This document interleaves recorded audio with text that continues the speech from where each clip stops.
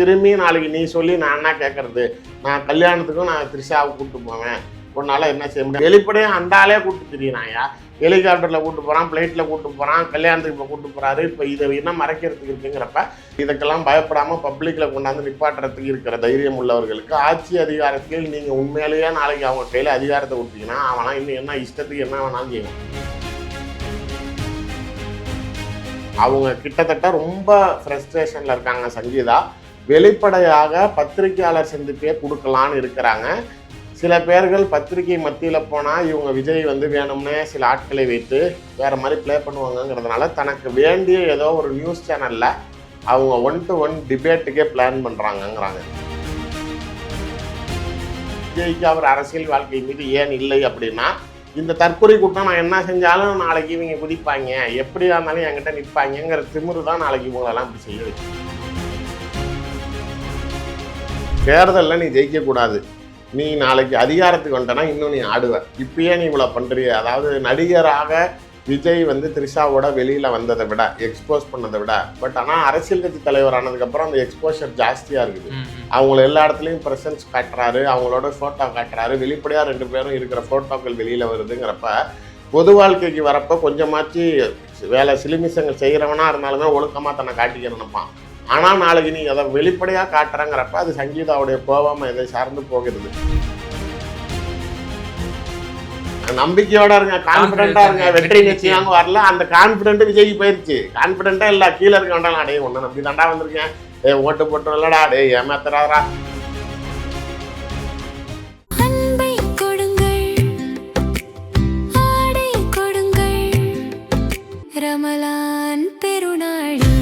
Super Saravana stores.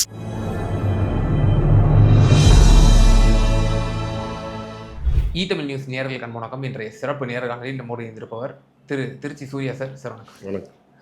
Sir, இப்போ கடந்த வாரத்தில் தாவேக தலைவர் விஜய் அவருடைய அந்த ஒரு பர்சனல் விவகாரம் வந்து ரொம்ப பூதாகரமாச்சு. அவருடைய மனைவி செங்கல்பட்டு சிவில் நீதிமன்றத்தில் தொடுத்த அந்த வழக்கு, எனக்கு விவாகரத்து வேணும், என்னை ஹாரஸ்மெண்ட் பண்ணுறாரு, அவர் வந்து ஒரு பெண்ணோடு வந்து கள்ளத்தொடர்பு நடிகை. இப்போது அண்மையாக கிடைக்கப்பட்டிருக்கக்கூடிய ஒரு தகவல், தயாரிப்பாளர் கல்பாத்தி சுரேஷினுடைய மகன் திருமண விழாவில் வந்து திரு விஜய் மற்றும் திரு த்ரிஷா ஆகியோர் வந்து ஒரு சேர அந்த திருமண நிகழ்ச்சியில் வந்து கலந்துக்கிறாங்க. என்ன இந்த செய்தி உணர்ந்ததுன்னு நினைக்கிறீங்க சார்? டிவி மட்டும்தான் இருக்குது, கேவா காணா. இன்னும் ஒரு நடிகை இல்லைன்னு நீங்கள் வருத்தப்படணும் நியாயமா. அதாவது ஏற்கனவே தாவேகாவை சேர்ந்த நிர்வாகிகள் நாளைக்கு சங்கீதாவை கடுமையாக விமர்சனம் செய்வது, அவர்கள் புகைப்படத்தை மார்க் செய்வது, ஆபாசமாக அவர்களை பேசுவதற்கு விஜய் வந்து எந்த ஒரு கண்டனமும் தெரிவிக்கலை. அவர் நாளைக்கு அவர் கீழே இருக்கிற ஆட்களை அவரே நாளைக்கு இதை சாவி கொடுக்குறாரு. ஒரு ஜென்ரலாக ஒரு அறிக்கை, என் பர்சனல் விஷயங்களை கட்சி நிர்வாகிகள் யாரும் எதுவும் கருத்து சொல்ல வேணான்னு அவர் ஒரு அறிக்கை விட்டுருக்கலாம் அப்படிங்கிற அதிருப்தினால தான் விஜயோடைய மகன் வந்து விஜயோட இன்ஸ்டாகிராமை அன்ஃபாலோ பண்ணுறாரு. இது நாளைக்கு பேசும் பொருள் ஆகிறப்ப உடனே தாவேகாக்கிறாங்க, இதை உள்ளே இறங்கி அழகாக எப்படி ப்ளே பண்ணுறாங்க அப்படின்னா, உடனே வந்து ஸ்டாலினுடைய வாட்ஸ்அப் காலை வந்து ராகுல் காந்தி பிளாக் பண்ணிட்டாரு, ஸ்டாலினுடைய இன்ஸ்டாகிராமை வந்து ராகுல் காந்தி அன்ஃபாலோ பண்ணிட்டாரு, ஸ்டாலின் வந்து ஜிபேயில் வந்து எங்கள் கூட்டணி விட்டு போகாதீங்கன்னு ராகுல் காந்திக்கு மெசேஜ்னு. இது ஏன் இந்த தாவேகா கும்பல் கிளப்பி விட்டாங்க அப்படின்னா, ஏன்னா விஜயோடைய மகன் செய்த காரியம் வெளியில் விளம்பரமாகக்கூடாதுன்னு. எனக்கு ஒரு 2 நாளைக்கு முன்னாடியே தகவல் வந்துச்சு. நம்ம இன்டர்வியூஸ்லையுமே நிறையா சொல்லியிருக்கோம். அவங்க கிட்டத்தட்ட ரொம்ப ஃப்ரஸ்ட்ரேஷனில் இருக்காங்க சங்கீதா. வெளிப்படையாக பத்திரிகையாளர் சந்திப்பே கொடுக்கலான்னு இருக்கிறாங்க. சில பேர்கள் பத்திரிகை மத்தியில் போனால் இவங்க விஜய் வந்து வேணும்னே சில ஆட்களை வைத்து வேறு மாதிரி ப்ளே பண்ணுவாங்கங்கிறதுனால தனக்கு வேண்டிய ஏதோ ஒரு நியூஸ் சேனலில் அவங்க 1-to-1 டிபேட்டுக்கே பிளான் பண்ணுறாங்கங்கிறாங்க. இவங்க வந்து அந்த அம்மா சும்மா இருக்க விட மாட்டாங்க போல. எலெக்ஷன் வருது, பொட்டியை சாத்திக்கிட்டு இருக்கடா, நாளைக்கு பேர் கெட்டு போது, இப்போ இதனால் பேசும் பொருள் ஆகுது அப்படின்னா அது சம்மந்தப்பட்டவர் உணர வேண்டும். மறுபடியும் நாளைக்கு ஏற்கனவே அந்த அம்மா சொல்கிற புகாரே, குடும்பத்தில் இருக்கவங்கள கண்டுக்க மாட்டேங்கிறாரு, பொண்டாட்டியை கண்டுக்கல, பிள்ளைங்களை கண்டுக்கல, அந்த நடிகையோட வெளிநாட்டுக்கு போகிறாரு, புகைப்படங்கள் வெளியில் வருது, சுற்றுறாங்கன்னாங்க. நீ என்ன சொல்கிறது, நான் என்ன கேட்குறது, திரும்பி நான் அதை தான் செய்வேன். அதாவது தஞ்சாவூரில் விஜய் வந்து மேடை ஏறுறதை எதை சுட்டி காட்டுறாருன்னா, இதெல்லாம் வச்சு என் பர்சனல் விஷயங்களை வச்சு நீங்கள் என்னை முடக்கிற முடியாது, நான் இதுக்கெல்லாம் முடங்குற ஆள் இல்லைன்னு காட்டுறதுக்கு வெளியில் வராரே தவிர, ஆனால் மேடையில் அவர் பேசிய பேச்சு அவருடைய இயல்பான விஜயாக விஜய் இல்லை அப்படிங்கிறத பச்சையாக காட்டுது. கான்ஃபிடன்ஸ் லெவல் 0வாக இருந்துச்சு. நம்பிக்கையாக இருக்கட்டும், அவருடைய பேசுகிற திறனாக இருக்கட்டும், அது இயல்பான விஜயாக இல்லைங்கிறதுக்கு அப்பாற்பட்டு திரும்பி நாளைக்கு நீ சொல்லி நான் என்ன கேட்கறது, நான் கல்யாணத்துக்கும் நான் த்ரிஷாவை கூப்பிட்டு போவேன், உன்னால் என்ன செய்ய முடியும். ஆக்சுவலாக அந்த நடிகைன்னு சொன்னப்பெல்லாம் யாரும் என் பேரை சொன்னப்பெல்லாம் என்கிட்டே நிறைய யூடியூப் சேனல்லலாம் ஏங்க நீங்கள் அந்த அம்மாவே சொல்ல நீங்கள் ஏன் சொல்கிறீங்கன்னாங்க. நான் அப்பயே சொன்னேன், ஏன் வெளிப்படையாக அந்த ஆளே கூப்பிட்டு திரியினாயா, ஹெலிகாப்டரில் கூப்பிட்டு போகிறான், ஃப்ளைட்டில் கூப்பிட்டு போகிறான், கல்யாணத்துக்கு இப்போ கூப்பிட்டு போகிறாரு, இப்போ இதை என்ன மறைக்கிறதுக்கு இருக்குங்கிறப்ப எந்த சூழ்நிலையிலையும் இவர்கள்லாம் அதிகாரங்கள் கிடைக்கிறதுக்கு முன்னாடியே இவ்வளோ திமிர எடுத்து மனைவிக்கிட்டேயே கட்டுப்படாமல் நாளைக்கு இந்த மாதிரியான ஒரு எக்ஸ்ட்ரா மேரிட்டல் அஃபேரை எக்ஸ்போஸ் பண்ணுறதுக்கோ இல்லை இதுக்கெல்லாம் பயப்படாமல் பப்ளிக்கில் கொண்டாந்து நிப்பாட்டுறதுக்கு இருக்கிற தைரியம் உள்ளவர்களுக்கு ஆட்சி அதிகாரத்தில் நீங்கள் உண்மையிலேயே நாளைக்கு அவங்க கையில் அதிகாரத்தை கொடுத்தீங்கன்னா அவனா இன்னும் என்ன இஷ்டத்துக்கு என்ன வேணாலும் செய்வான். அது வந்து நல்லதை நோக்கி பயணிக்கு தான் நீங்கள் யோசிக்கணும். கொஞ்சமாச்சு கண்ட்ரோல்டு ஃபேக்டராக இருக்கணும். இப்போ நான்லாம் வந்து நம்மளும் நாளைக்கு முகம் தெரியறதுக்கு முன்னாடி அடையாளப்படுத்துறதுக்கு முன்னாடி ஆட்டங்கள் பாடணும் போனால் வந்தோம். நாளைக்கு நீ எக்ஸ்போஸ் ஆகிறோங்கிறப்ப நாளைக்கு நிறை கூடம் தழும்பக்கூடாது அப்படின்னு சொல்லி நம்ம நாளைக்கு சின்ன ஒரு பிரச்சனை இருந்தாலும் ஐயோ நம்ம இமேஜ் போயிடும், பொலிட்டிக்கலி நம்ம பாதிக்கப்படுவோம், அப்புறம் நாளைக்கு நம்மளால வெளியில் தலை காட்ட முடியாதுன்னு நாளைக்கு திருச்சி சூர்யாவுக்கு அவர் வாழ்க்கை மீது இருக்கக்கூடிய அக்கறை, ஆனால் விஜய்க்கு அவர் அரசியல் வாழ்க்கை மீது ஏன் இல்லை அப்படின்னா இந்த தற்கொலை கூட்டம் நான் என்ன செஞ்சாலும் நாளைக்கு இவங்க குதிப்பாங்க, எப்படியா இருந்தாலும் என்கிட்ட நிற்பாங்கிற திமிரு தான் நாளைக்கு இவங்களெல்லாம் இப்படி செய்ய வைக்குது. இல்லை இந்த மாதிரி பொது வெளிகளில் இப்படி செய்யும் பொழுது நிச்சயமாக அது விமர்சன பார்வைக்கு உள்ளாகும். இதெல்லாம் கூட உடன் இருக்கிறவங்கலாம் கொண்டு போய் சேர்க்க மாட்டாங்களா? இப்படி உங்கள் மனைவி வந்து இப்படி பொது வெளியில் இப்படி முன்வைக்கிறாங்க, அவங்கள சமாதானப்படுத்துவதற்கு ஏதேனும் நீங்கள் வந்து பேக்கப்பில் ஏதாவது ஒர்க் பண்ணி இது இதாக செஞ்சுருக்கலாம். நீங்கள் டிவிக்கு உன்னுடைய பேர் வந்து கெட்டு போகும், நாளைக்கு நீங்கள் ஓட் பர்சன்டேஜ் நீங்கள் வந்து ப்ரூவ் பண்ண வேண்டியது இருக்குது. இவைகளெல்லாம் உடன் இருக்கிறவங்க எதுவுமே வந்து சுட்டி காட்டுறது இல்லையா? இல்லை, அமைதியாக சமரச பேச்சுவார்த்தைகள் போய்கிட்டு தான் இருக்குது. எஸ்ஏசி மூலமாக ஆக்சுவலாக உண்மையிலேயே அவர் மாமனாராக இருக்கிற மாமா வேலையை கரெக்டாக செய்து கொண்டிருக்கிறாருங்கிற மாதிரி அவர் 250 கோடி ரூபா பணம் தரேன், நீங்கள் இங்கே இருக்காதீங்க, லண்டனுக்கு போயிருங்க, நீங்கள் டைவர்ஸை வந்து நோட்டீஸை வாபஸ் வாங்கிட்டு பிள்ளைங்களுக்கு என்ன தேவை. ஆக்சுவலாக இப்போ அவங்களோட கிளைம் ஒன்று இவர் திரும்பி மீட்டு கொடுக்கணும், இவர் த்ரிஷா விட்டுட்டு தாங்க கூட வந்து வாழணும்லாம் அவங்க நோட்டீஸ் விவாகரத்து தான் கேட்குறாங்க. இல்லை, விவாகரத்தே அவங்க கிளைம் பண்ணுறதுக்கு ரீசன் என்ன அப்படின்னா பிள்ளைங்களுக்கு ஏதாவது தேவையானதை செய்யணும். மகன் வந்து டைரக்டராக இருக்கிறாரு, சொந்த படம் எடுக்கணும்னு நினைக்கிறாரு, ஒரு ப்ரொடக்ஷன் ஆஃபீஸ்க்கு போனான் அப்படின்னா நான் உன்னை வச்சு படம் எடுக்கிறப்பா, நீ உங்கள் அப்பா கிட்ட எனக்கு ஒரு கால் ஷீட் வாங்கி கொடு. எங்கே போனாலும் இது அவருக்கு ஒரு ஹடலாக இருக்குது. தன்னுடைய திறமையை வெளிக்கொண்டுட்டு வரதுக்கு ஏதோ ஒரு ப்ராஜெக்ட் வெளியில் வந்தால் தான் அவருடைய திறமையை காட்ட முடியும்.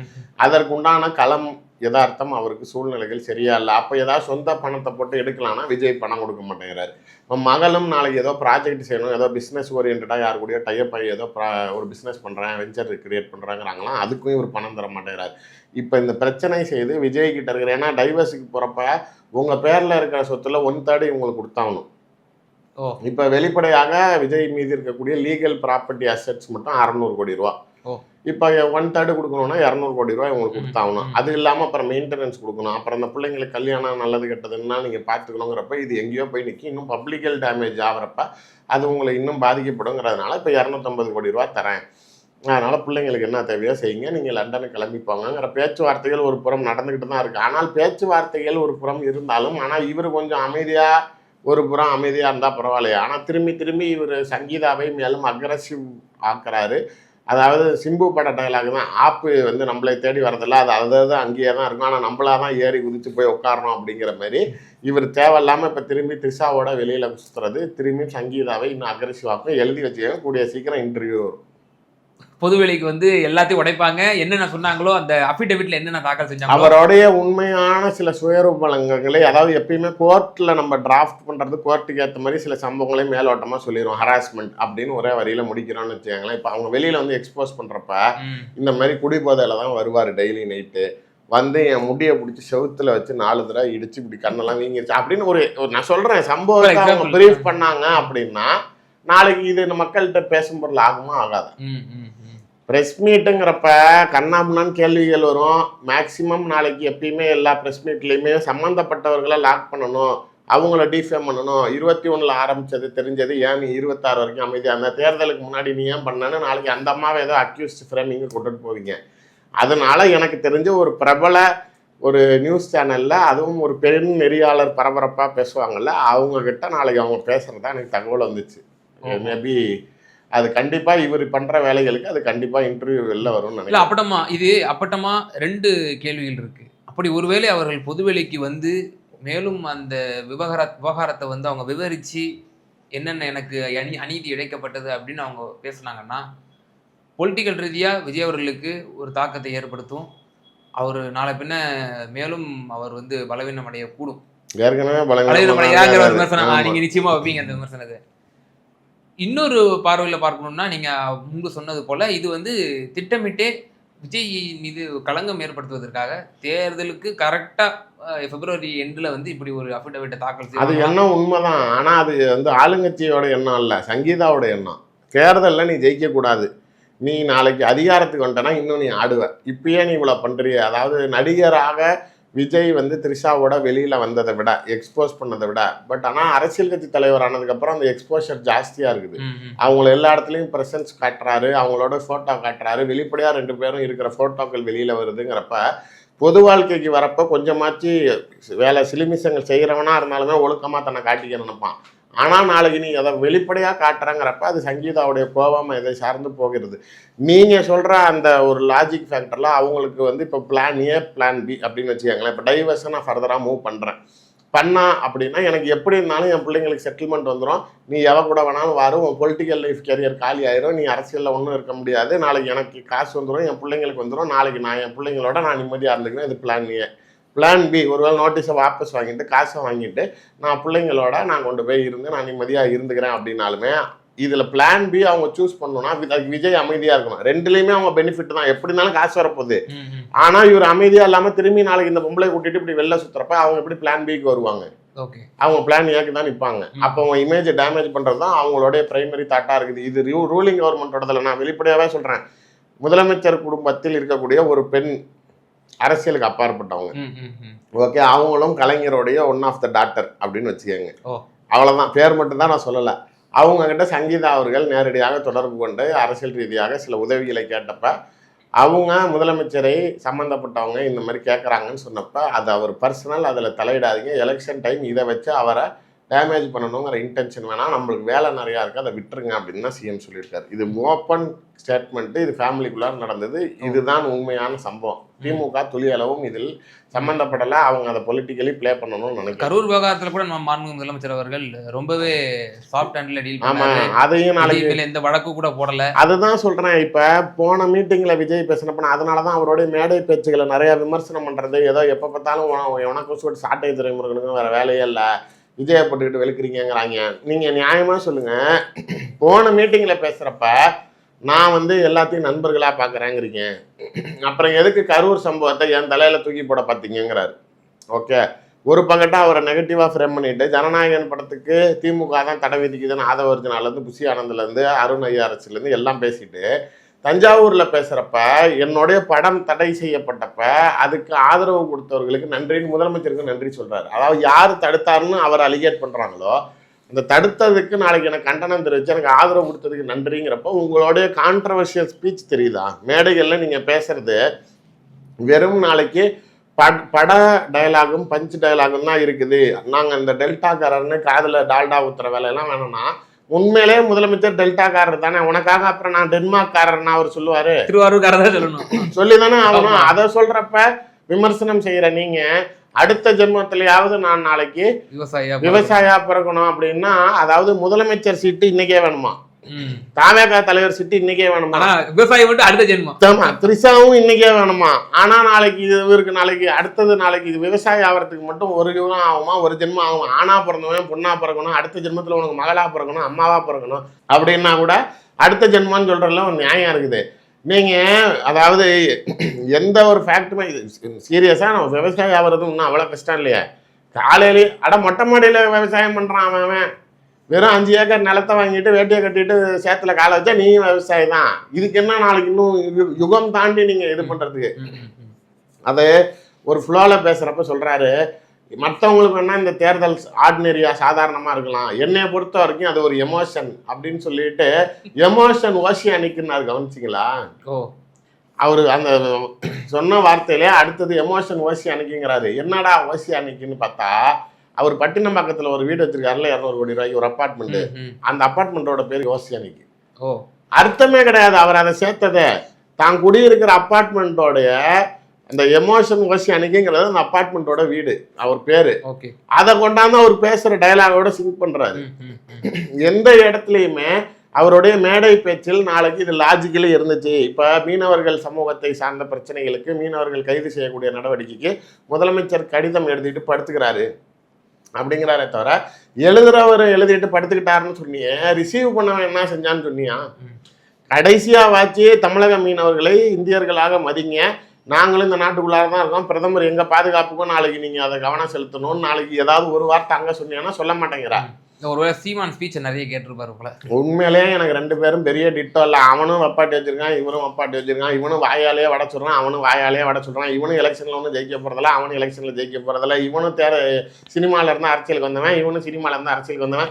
கட்சி ஆரம்பித்த முதல் நாள்ல இருந்தா ரெண்டு பேரும் சிஎம்னு சொல்றாங்க. ரெண்டு பேருக்கும் எனக்கு பொறுத்த வரைக்கும் எந்த இடத்துலையும் நாளைக்கு மாற்று கருத்து இல்லாமல் ரெண்டு பேரும் டிட்டோவா தான் பிளே பண்றாங்க. ரெண்டு பேருமே பிஜேபியோடைய RSS உடைய கைப்பிள்ளைங்களா தான் இருக்காங்க. எந்த இடத்துலையுமே பச்சையா சார் இந்த குரங்கு பொம்மை என்ன அவ்வளோ சார் அது கண்ணாடிங்கிற மாதிரி ரெண்டு பேரும் ஈக்குவலா நாளைக்கு டஃப் கொடுக்குற நிலைமையில தான் இருக்கிறாங்க. நீங்களும் ஒரு பாஜகவினோட முன்னாள் காரியகர்த்தாவா இந்த கருத்தை சொல்றீங்கன்னு நான் உள்வாங்கிக்கிறேன்.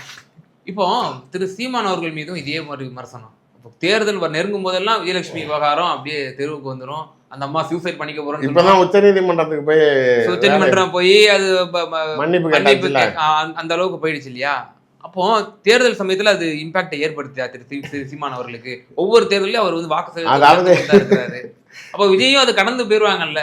ஏற்கனவே ஒரு வாய்ஸ் ஓவர் இருக்கிறவனுக்கு தான் இது ஒரு நெகட்டிவ் இம்பாக்ட் கிரியேட் ஆகணும். அதாவது ஒரு பாசிட்டிவ் இம்பாக்ட் இருக்கவனுக்கு தான் ஏதோ ஒரு சம்பவம் நெகட்டிவ் இம்பாக்ட் கிரியேட் பண்ணணும். சீமானுக்கு இம்பாக்டே இல்லையே, அப்புறம் எங்க நெகட்டிவ் இம்பாக்ட் கிரியேட் ஆகிறதுக்கு? அவரை பொறுத்த வரைக்கும் மக்கள் மத்தியில நாளைக்கு அது பேசும் பொருளாக இல்லை. என்னை பொறுத்த வரைக்கும் 8% சொல்லிக்கிட்டு இருந்த சீமானுக்கும் நாம் தமிழர் கட்சிக்கும் ஆமை குஞ்சுகளுக்கும் எல்லாருக்கும் சொல்கிறேன், பெண் டீம் எடுத்த ரிப்போர்ட்டு நாளைக்கு டிஎம்கேக்கு ஃபேவரபுளாக அவங்களோட டீம் டேட்டா பேஸ் எடுத்ததில் சீமானுடைய வாக்கு சதவீதம் தமிழ்நாடு முழுக்க அவங்களுக்கு வந்திருக்கிற இன்றைய சர்வே, அதாவது இன்று தேர்தல் நடந்தால் என்ன கல நிலவரங்கிறப்போ 1.5 தான்.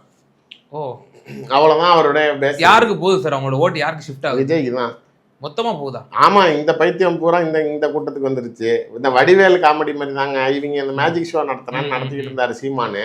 எய்தாப்புல கடல் கண்ணி திறந்துட்டாங்க. இங்க இருக்கிற கூட்டம் திமுகவுடைய சர்வே சொல்றீங்க சார், இது வந்து மக்களுடைய தீர்ப்பு வந்து வேற மாதிரி இருக்கும். ஏன் இப்ப தாவேகாரன் சர்வே நடத்தி அவனுக்கு சாதகமா சொல்லிக்கிறான். அது பெண் டீமுங்கிறது டிஎம்கேவோட டீமா இருந்தாலும் பட் அவங்க டேட்டா பேஸ் கம்பெனி அவங்க கிரவுண்ட் லெவல்ல நியாயமா எல்லா இடத்துலயும் என்ன கிரவுண்ட் ரியாலிட்டிங்கிறத எடுக்க போறாங்க. ஏன்னா இப்ப எலெக்ஷன் வரது உண்மையிலே உடனே வரப்போறது இல்லை. ஆனால் இன்னைக்கு கள நிலவரம் என்னன்னா அவங்க day to day weekly once எடுத்து மந்த்லி ஒன்ஸ் எடுத்து தெரியறப்ப உண்மை நிலை நான் தான் சொல்றேன்ல, விஜயோடைய அரசியல் பிரவேசம் சீமானுடைய அரசியல் கட்சியை துவம்சம் செய்யும். இதுதான் நாளைக்கு ரியாலிட்டி. அது நாளைக்கு கலை யதார்த்தமாக மாறுகிறது. விஜயோடைய மேடை பேச்சுகளும் வெறும் சீமானை சொல்ற மாதிரி வெறும் அந்த உணர்ச்சி பொங்கக்கூடிய வசனங்கள், பஞ்ச் டயலாகுகள் ஏதோ அதாவது கேட்குறப்ப நல்லா இருக்கும், ஆனால் யோசிச்சா முட்டாள்தனமாக இருக்கும். இந்த மாதிரியான ஒரு சில விஷயங்கள் தான் அவர் பேசுகிறாரே தவிர, மீனவர்களுக்காக குரல் கொடுக்கக்கூடியவர். நாளைக்கு டாக்டருக்குன்னா உடம்பு முடியாதப்ப தான் டாக்டர் ஞாபகம் வருமா? அதே மாதிரி கேஸ் வந்தால் தான் வக்கீல் ஞாபகம் வருமா? இப்போ அவருக்கு வக்கீல் ஞாபகம் வந்திருக்கும். ஆனால் நாளைக்கு தினமும் விவசாய ஞாபகம் வரும் அப்படிங்கிறாரு. இவருக்கு என்னைக்கு விவசாய ஞாபகம் வந்துச்சு? நான் கேட்பது நடிகராக ஒரு விஜயை விட்டுருங்க, தாவேகா தலைவராக 2 வருஷம் அரசியல் கட்சி நடத்துறல, இது வரைக்கும் என்னைக்கு நீ விவசாய பிரச்சனைக்கு வந்திருக்க? ஒரே ஒரு பிரச்சனைக்கு தான் வெளில வந்தாரு. நம்ம பரந்தூர் விமான நிலையத்துக்கு அதை தான் சொல்றேன், ஒரே ஒரு பிரச்சனைக்கு தான் வெளில வந்தாரு பரந்தூருக்கு. அதை 100 இடத்துலையுமே நாளைக்கு ஏதோ 100 சம்பவங்கள் எல்லா பிரச்சனைக்கும் கலந்து கொள்ளக்கூடிய ஒரு அரசியல் தலைவராக ப்ரொமோட் பண்ணுறதுக்கு பரந்தூரில் விவசாய மீட்கிறதுக்காக போராட்டம் நடந்துச்சா, இல்லை நாளைக்கு அங்கே இருக்கிறவங்கலாம் வீடு வாசலை இழந்துவிட்டு வாழ்வாதாரத்தை இழக்கிறதுக்கு போராட்டம் நடந்துச்சா? 8 வழிச்சாலையில் விவசாய நிலங்கள் அடிபட்டுச்சு, அதுக்கு ஓகேங்களாம். பரந்தூரை பொறுத்த வரைக்கும் அங்கே இருக்கக்கூடிய மக்களுடைய வாழ்வாதாரத்துக்காக தான் எதுக்கு போய் நின்னாங்கிறதே தெரியல தலைவனுக்கு. இப்போ வரைக்கும் அங்கே போகிற வழியெல்லாம் நிறையா வயலை பார்த்துருப்பான் போல, அதனால நாளைக்கு விவசாயிகளுக்காக போராடினாங்கிறாங்க. இந்த லட்சணத்தில் இருக்காங்க. பச்சை துண்டை போட்டுட்டேன் நான் விவசாயிங்கிறவன்ட்ட வேற என்ன நீங்கள் எதிர்பார்க்க முடியுங்கிறப்ப, எந்த பகுதிக்கு போகிறோமோ அந்த பகுதிக்குள்ளார இருக்கிற மக்கள்கிட்ட நாளைக்கு நான் தான் உங்கள் ஆளுன்னு காட்டிக்கிறதுக்காக நாளைக்கு அந்த ஒரு ஆளாக காட்டணுங்கிறதுக்காக அந்த இமேஜை கிரியேட் பண்ணுறதை தவிர, இவர் செய்யக்கூடிய காமெடிகள்லாம் பார்க்குறப்ப பிள்ளைங்கள்லாம் நாளைக்கு ஃபேன்சி ட்ரெஸ் காம்படிஷனில் ட்ரெஸ்ஸு போட்டுக்கிட்டு அங்கே போய் மாறுவேடங்களில் நின்று அங்கே இருக்கவர்களை கவர்றதுக்காக எடுக்கிற முயற்சி மாரி ஈரோடு பக்கத்து போனால் மஞ்சளை பேசுறது, நாகப்பட்டினம் வந்தால் மீனவர்களை பேசுறது, தஞ்சாவூர் வந்தால் விவசாயிகளை பற்றி பேசுறது, மாநில அரசாங்கத்தை பேசுகிறீங்களே தவிர மத்திய அரசாங்கத்தை பேசுறது இல்லை. நீங்கள் இதை டெல்லி டீமு சிஎஸ்கேவை தோக்கடிக்க முடியல. அப்படின்னு சொல்லிட்டு நம்ம தானே விசில் ப்ளோயருங்கிறாரு. உண்மையிலேயே தமிழ்நாட்டோடைய விசில் ப்ளோயர் யார் அப்படின்னா ஸ்டாலின் தான். சிஎஸ்கே யார் அப்படின்னா டிஎம்கே தான்.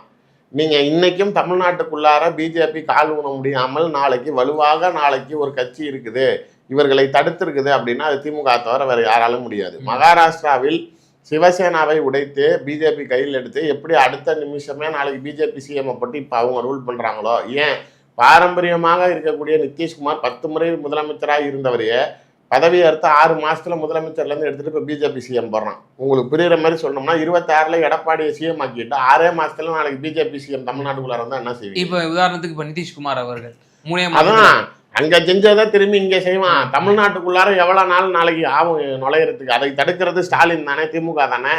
அப்படி இருக்கிறப்ப நீங்க இங்க ஒருத்தவங்க, அதாவது டெல்லி டீம் தமிழ்நாட்டுக்குள்ளார நுழைய விடாம ஒரு டீம் தடுக்குது, யாரு? CSK team. ஆனா நீங்க உங்க டார்கெட்டு நான் சிஎஸ்கே டீமை தான் காலி பண்ணுவேன் அப்படின்னா அப்ப யாருக்கு நீங்க ரூட்டை ஃப்ரீ பண்ணி விடுறதுக்கு இருக்கிறீங்க? உங்களுடைய சிறுபான்மை அடையாளம், நான் அந்த சிறுபான்மை சமூகத்தை சேர்ந்தவன், அந்த வாக்குகளை அறுவடை செய்ய போறேங்கிற நீங்க பிஜேபியை ஏன் கடுமையாக விமர்சனம் செய்ய மாட்டேங்கிறீங்கன்னு அந்த பிரிவை சார்ந்த மக்கள் நாளைக்கு கேள்வி எழுப்பலாம். ஓகே, நீங்கள் உங்களுடைய மக்களுக்கும் வாக்காளர்களுக்கும் விசுவாசமாக இருக்கிறீங்களானா இல்லை.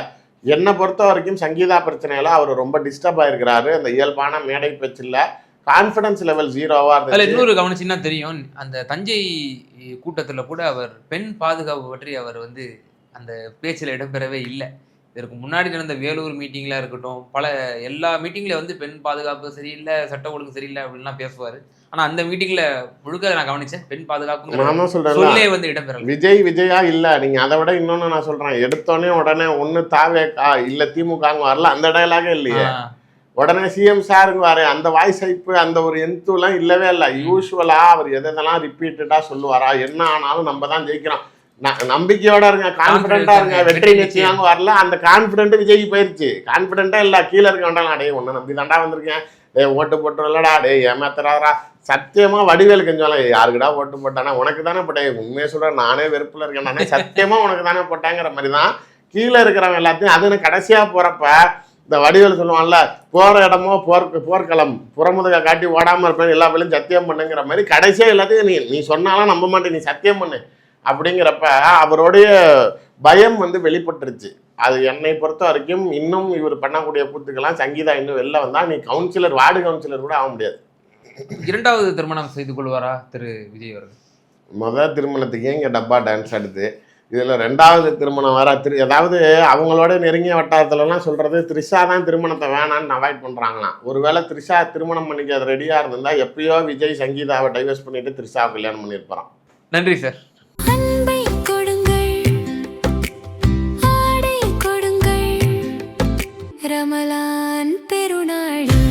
Super Sarvana Stores.